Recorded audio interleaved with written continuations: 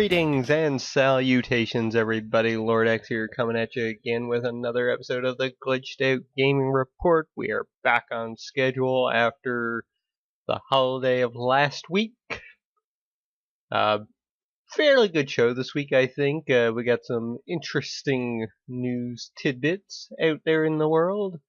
For the topic of the week, I've decided to do a top 10 list this week to switch things up a bit. And you'll get that pun later on. But let's start off this show as I kick off every episode of the Glitched Out Gaming Report, and I'm being a little bit more relaxed here this week because I'm kind of tired and didn't think I was going to record this anyway, so bear with me on that, on my status here this week. And before I forget, folks, thoughts to the people down in Florida. Hope you're all safe. Izzy tweeted out not too long ago before I started recording this that other than losing power since last night, losing a few shingles, his fence being messed up, he's doing really, really good. He's safe, which is great to hear. Alright, so let's dive into what I've been playing this week. Two big ones here, and one massive one. First off, Mario plus Rabbids Kingdom Battle. Still been playing that. Still loving it. Got absolutely destroyed the last time I played by the second world boss. That's holy hell. Just thinking to myself, why won't you just die? But yeah, I got my ass kicked there for the first time. But still loving that game. I think it's awesome. It's great. And just makes me really, really want to replay XCOM again. Maybe I'll go back to the second one, try my luck there again. Alright, next up, Nier Automata. I have gotten back in full swing in Nier now. I finished up the first ending, I finished up the second ending, and I finished the third ending. Which basically for Nier, they're not really endings, you see credits and everything. It's, in my opinion, it's more of, this chapter's finished now. Move on to the next chapter, chapter B, chapter C. But they do it in terms of endings, because, quite frankly, you could just end the game if you wanted to. You see the credits and everything, but really, still really enjoying Nier. More revelations have come out in the story by playing through the game a second time. But let me go back a little bit here.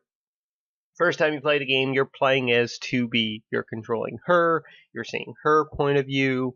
The side character that's with you, 9S, your companion, he's not with you at several points during her story. So when you start up the game again, and you're playing through a second time, you're actually controlling 9S this time. And you're seeing everything from his point of view, from when he started the mission, what was going on when he was not with 2B, when he took off on his own. When you're controlling him, you get this hacking ability, which is really cool. You could hack into enemies, and it goes into this, like, top-down... it's not the same style as, like, Hotline Miami, but, you know, twin-stick shooter type deal. That's cool. You hack into enemies, and they can, like, blow up. It's cool. It's really cool. More times I can say cool, but it's cool. Cool. So yeah, you go through his point of view. You get to learn a little bit more about the story, what he learns going through things. There's also added cutscenes and little visual stories put in throughout the game when you're playing through a second time. Like you get to learn more about the Forest King that you encounter, or that you're going to when you're playing through the first time with 2B.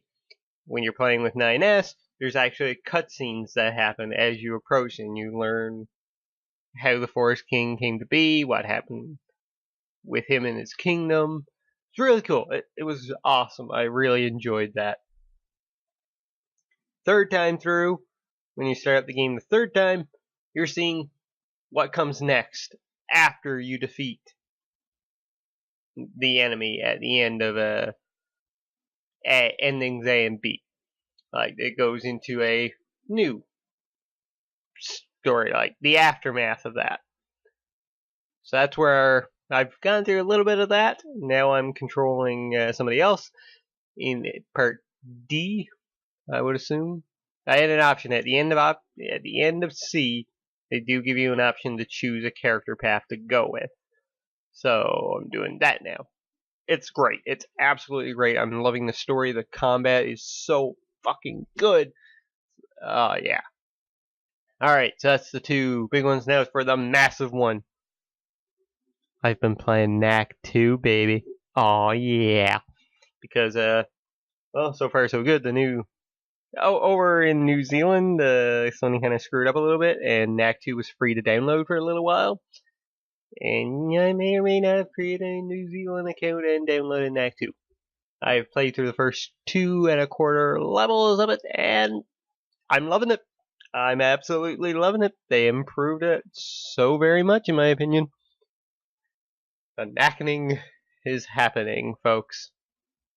And who knows, if I do get through a bit more before the license is eventually revoked, which I'm assuming it will be, I'll have more to talk about in the future. But until then, it's time to dive into the news. Alright, so we're going to kick things off here first with some Resident Evil 7. RE7 Gold Edition has been announced, with a DLC release date as well. Resident Evil 7's long-awaited DLC will be released for PlayStation 4, Xbox One, and PC on December 12th, Capcom announced, in conjunction with the game Gold Edition. Capcom also confirmed that the delayed Not a Hero DLC, which players play as him, will be available to download for free on December 12th as well, regardless of which copy of Resident Evil 7 players own. If my mom was in video games, I would buy this for her birthday since it's the 12th, but that's outside of Pac-Man and the original Super Mario World. She ain't into games that much anymore. So yeah, this is cool. This is awesome for people that's been waiting. Personally, I never bought Resident Evil 7 before, so once the Gold Edition drops in price, I'll might pick it up. I did watch a playthrough of it from Pro Jared though, and scared the ever-loving hell out of me. Alright, next up, Ash's Pikachu event. New dubbed Pokemon the Movie I Choose You trailer revealed. Now, let's ignore the Pokemon I Choose You trailer, which is a retelling of Ash and Pikachu's origin story, and I will probably watch, and I will probably shed a tear because nostalgia. But yeah, before Pokemon the Movie I Choose You hits theaters in November, the Pokemon Company International is releasing a special event Pikachu Weekly leading up to the film's international debut. Pokemon Sun and Moon players can get Ash's Pikachu starting on September 9th, but each player can only receive one of the 6 special Pikachu. The code to get the special Pikachu will be available on Pokemon.com. So, if you want Ash's original Cat Pikachu, you can use the code on September 19th to the 25th. Ash's Hoenn Cat Pikachu, September 26th to October 2nd. Ash's Sinnoh Cat Pikachu, 3rd to the 9th. Ash's Unova Cat Pikachu from the 10th to the 16th of October. Ash's Kalos Cat Pikachu from October 17th to the 23rd. And finally, Ash's Alolan Cat Pikachu from October 24th to the 30th. And if you choose anything other than Ash's original Cat Pikachu, you're doing it wrong. But yeah, it's cool. Like, I will definitely get that original one for sure, because that's the one that resonates most with me. Yeah, kind of shitty though that you can only get one. Additionally, attendees of the Pokemon Movie I Choose You dubbed screenings on November 5th and November 6th will get a Pokemon TCG card wearing Ash's Pikachu and a QR code that unlocks an in-game Ash's Pikachu wearing a different hat than the previous 6, and an event for Pokemon Ultra Sun and Ultra Moon that starts on November 17th. Now, I'm not sure. Is my theater actually doing this movie on the 5th? let's do a little side tour here, folks. Exploring the internet, go on the Cineplex website, hit the Showtimes button. This is all fascinating stuff, I'm sure, for all of you listening in right now. Sunday, November 5th. Oh, if they are doing it, it ain't up yet, because it's just Thor Ragnarok tickets, baby. Alright. So, yeah. This is kind of awesome. Download yourself an Ash's Pikachu. Now, let's get to the news story that dropped this morning on the 11th of September. Something I am very, very, very, very, very, very, very, very, very, very hoping is true. Is Nintendo working on an achievement/trophy system for the Nintendo Switch? Well, one indie dev says they are. Written by Matt Davison over at IGN. The Nintendo Switch may soon be joining the ranks of other consoles by introducing an integrated achievement or a trophy system, if the words of a group of indie developers are to be believed. During a Reddit AMA, the team behind Lichspeed, which is coming to Switch, were asked about whether the game supported online rankings. In the reply, team member Tom indicated that they were hoping to add rankings along the way, also dropping an intriguing little nugget. Nintendo doesn't have an official support for achievements and leaderboards like Sony or Microsoft, but we know that they're working on it. When called on it, Tom responded with a guilty oops before adding that he thinks Nintendo hinted it a few times. If these devs are to believe, then Nintendo is working behind the scenes on making some kind of achievement system, but as of now we have no idea what that might look like. It should also be noted that Nintendo has made no official comment on this. As always, anything unconfirmed by Nintendo should be taken with a pinch of salt. God, I hope this is true. Because this is the one thing that, for the 3DS, for the Wii U, not so much right now with the Switch, but still with the Switch, that kind of makes me always go right back to my PlayStation 4, is the fact that I like collecting these things. I like collecting trophies. I like collecting achievements. I'm one of those people who thinks it adds a bit of extra value to a game. Like right now with Mario plus Rabbids, there's the challenges, and I'm sure you unlock some rewards in game, be it concept art and everything else for that. But to be honest with you, I'm like, I don't really need to play those. But if there was like achievements attached to them, fuck yeah, I'll give them a try to see if I can get the achievement, see if I can get the trophy for this. So I kind of really hope that Nintendo is working on an achievement system. We've said here before in the past, a stamp system or a sticker system for Nintendo would be really cool.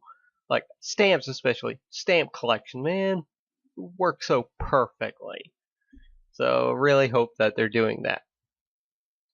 And finally, on the news front, LA Noire is releasing for PS4, Xbox One, and the Nintendo Switch on November the 14th.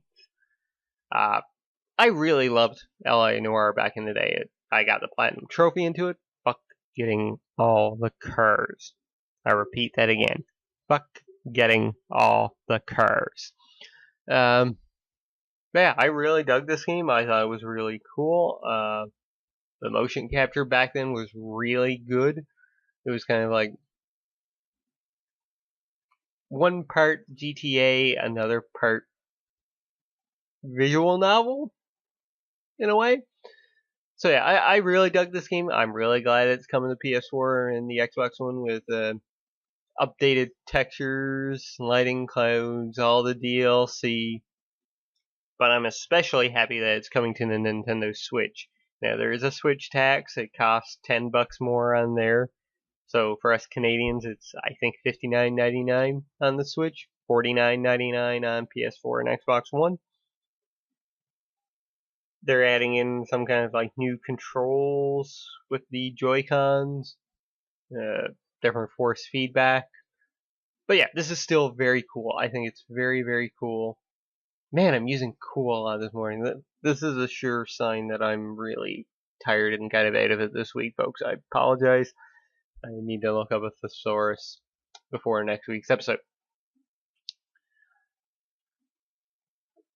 Now, the thing that really makes me happy about this is, yes, about it coming to the Switch is that the doors are open now.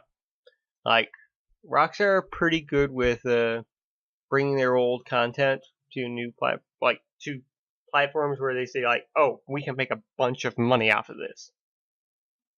PS2 on PS4, Rockstar, the kings right now in my eyes of the PS2 to PS4 thing, because all the GTAs are on there, Bully's on there, the Warriors are on there, and it shows. It absolutely shows every single week. And I'm trying to load it up here right now.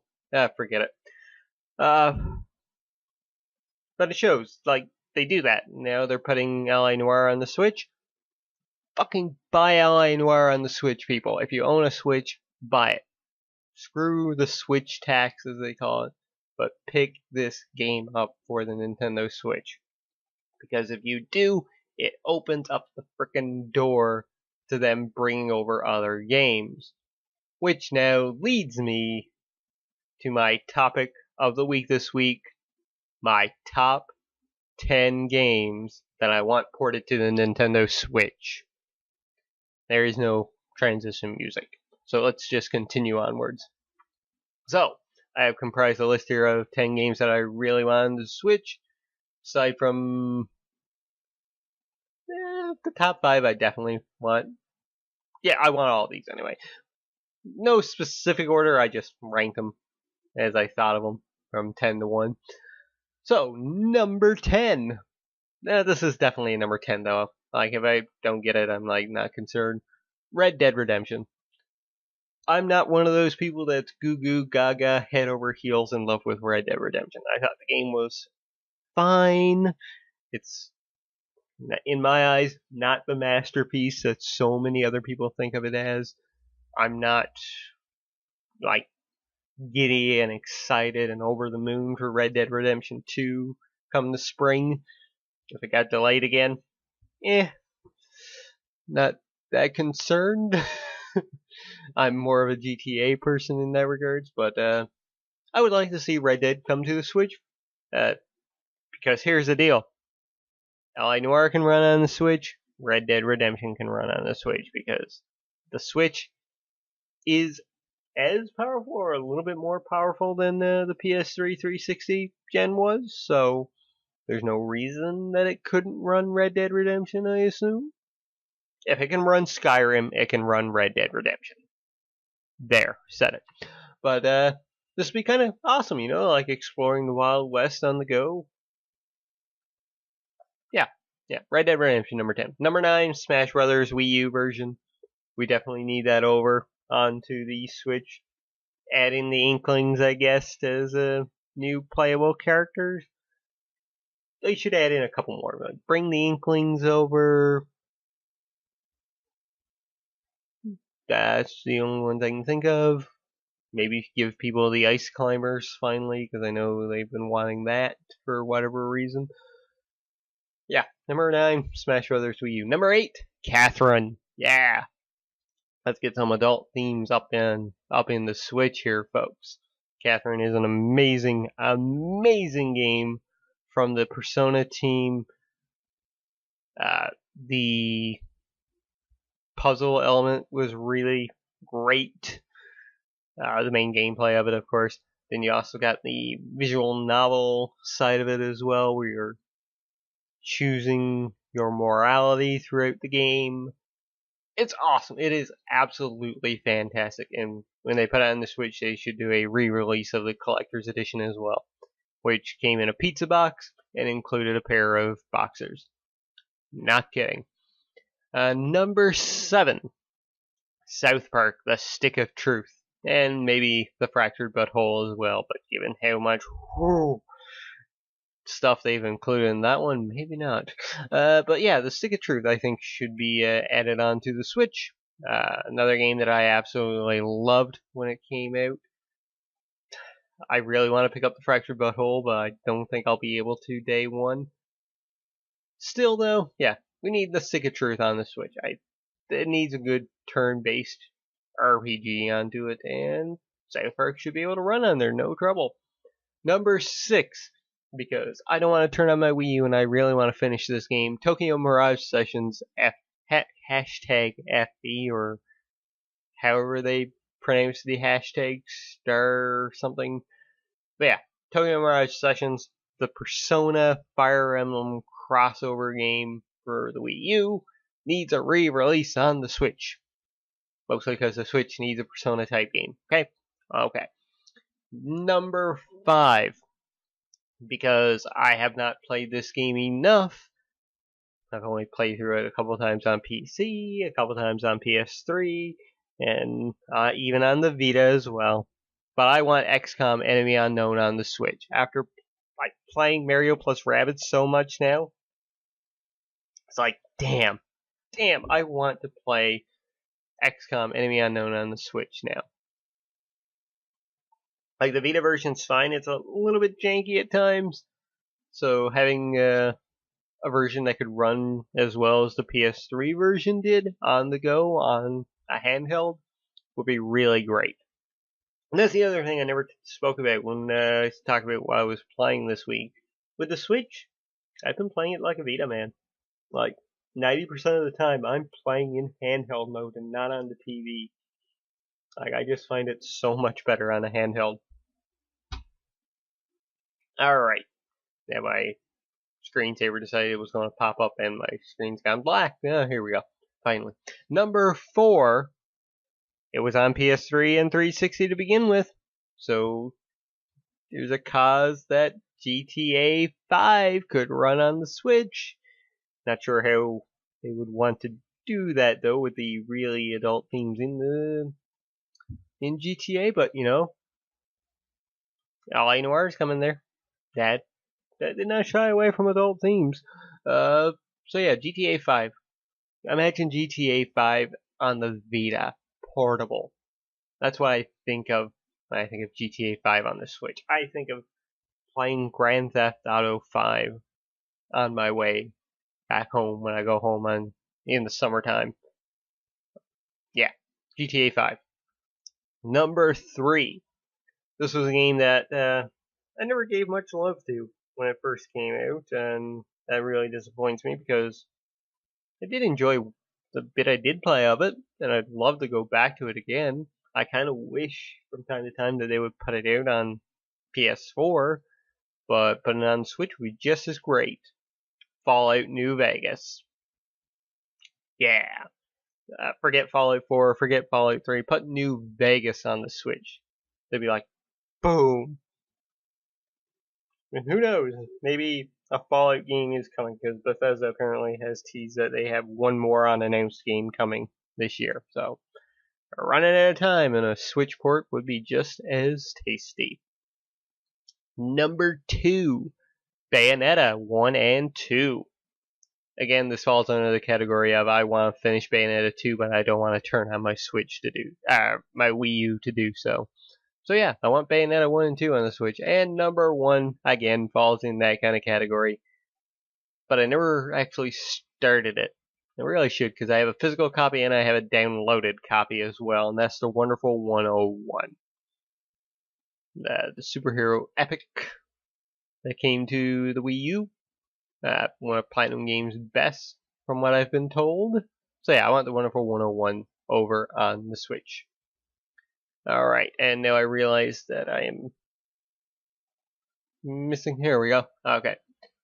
Gotta load up a couple of comments here, folks, because we're going to dive into the comments and questions. But before we do that, just asking you folks again, what games do you want to see ported over to the Switch? What, like, favorite games you had on the PS3, 360 era, or even Wii U that you would love to see get a re-release over onto the Switch? And sliding through gamers.com here right now. Where is it? There's so much Destiny stuff. Here's the transition. Music over into questions and comments. Me just making up time while I search through OGS.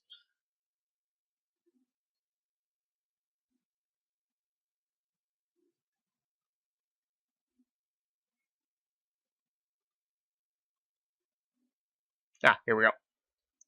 Got it. Oh, there's a lot. Okay. Good thing I did search it up because, yeah, this is cool. Lots of comments over on OGS this week when our main man Aaron B posted the video over there from last week's episode. Oh shit, that's going. Pause. Alright, so over on the actual video though, our main man Aaron B says the only one I'm getting for sure is Divinity Original Sin 2. I may get the Dishonored game as it's only $30 in the US. There's quite a few games in September I would like to have, but the above mentioned games are the only ones I'll be getting at their launch. Cool. And S. Apples says, I hope you're right about Knack 2. Was actually in the process of listening to you talk about it when I played the short demo. The combat seems to be a bit deeper this time around. Let's hope it doesn't disappoint. And while I'm thinking of S. Apples here, let's take a look over on Metacritic.com because S. Apples, in my eyes, was the MVP of the fantasy draft this year, as he did pick Knack 2. And if Metacritic would like to load, Knack 2 right now is sitting with a 7. That's fantastic in my opinion. So yeah, Knack 2, folks. The knackening has returned. The knackening did better.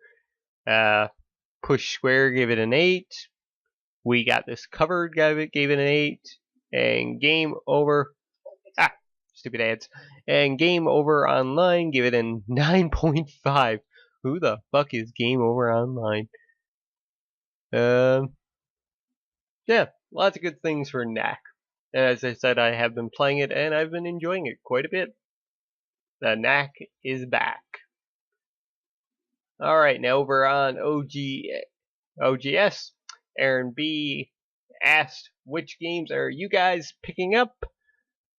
And he listed out a whole bunch of those. So Aaron, I'm disappointed you didn't list Danganronpa. Alright, so here's the replies to Aaron's post. Panda, a few titles I'm interested, but not hyped enough to justify buying it right away with all the games I have in my backlog. It's Yakuza Kiwami month for me. Marculio says none. Pretty empty month for me. Alexander says bot number 6. So 1, 2, 3, 4, 5, 6. Dishonored, Death of the Outsider, I guess. Equinox says Destiny 2, nothing else. Aussie Legend says I definitely want to play OG Sin 2 and Cuphead, but I think maybe not. Day 1 buys. Destiny, obviously. Abyss Lord says Dishonored 2 DLC for sure. Lance Latham says Divinity Original Sin 2, Dishonored DLC, and Cuphead. Starbound said you should add Hob and Danganronpa 3 to the list on the 26th. SNES Mini on the 29th, everyone? Fuck yeah! Got a pre-order on that. Braxit, I would get Knack, but I think I'll just wait till they release the Game of the Year edition. Ultimate Troll. Brack. Al Pacino says, as Randy already got me Divinity Original Sin 2 as a birthday gift, I'd maybe go for Total War Warhammer 2. Nothing else looks exciting for me. Rowan said just Metroid, because it's not like Nintendo lets their games price drop over time. Death of the Outsider I'll pick up later. Cotilio, God, I butchers his name every time I have to say it, says Cuphead in due time. Thor said, I'm tempted in buying the new Nintendo 3DS XL Samus Returns edition and the Game of fucking Corpse. And Tokyo Choo said, I recently started The Witcher 3. Enough said. Enough said indeed, my good man.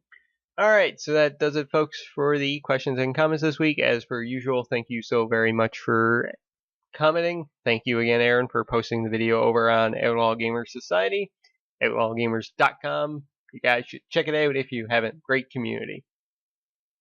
Alright, so my recommendation and pick of the week. My pick of the week, folks, of course, is going to Metroid Samus Returns. If you want more Metroid, good Metroid in your life, let's forget Federation Force ever happened. Let's just forget it. Okay, it's forgotten. If you want more Metroid in your lives, more specifically more 2D Metroid in your lives, and you own a 3DS, and if you can, even buy the Metroid 3DS. Show Nintendo that you really love Metroid. So yeah, buy Metroid Samus Returns. I am so excited for that game. I will possibly have a lot to talk about next week's episode. And my recommendation of the week. If you already own a 3DS right now and you're waiting for Friday to come, and for whatever reason you have never played this game in your lifetime, Super Metroid. It's on the 3DS. You can buy it there. It was one of the very few Super Nintendo games they actually put onto the 3DS before they forgot that they were doing Super Nintendo games on the 3DS. So yeah, Super Metroid. Love that game. It's awesome. Buy it. Again, show more support for 2D Metroid games. Now, folks, that's going to do it for this week. I thank you so much for tuning in. I thought this was going to be a short episode, but we're over 30 minutes yet again. So thank you once more for listening to me ramble on about video games, news, and just absolute nonsense, and hearing me say cool about 500 times this week because apparently I'm just really tired and brain dead.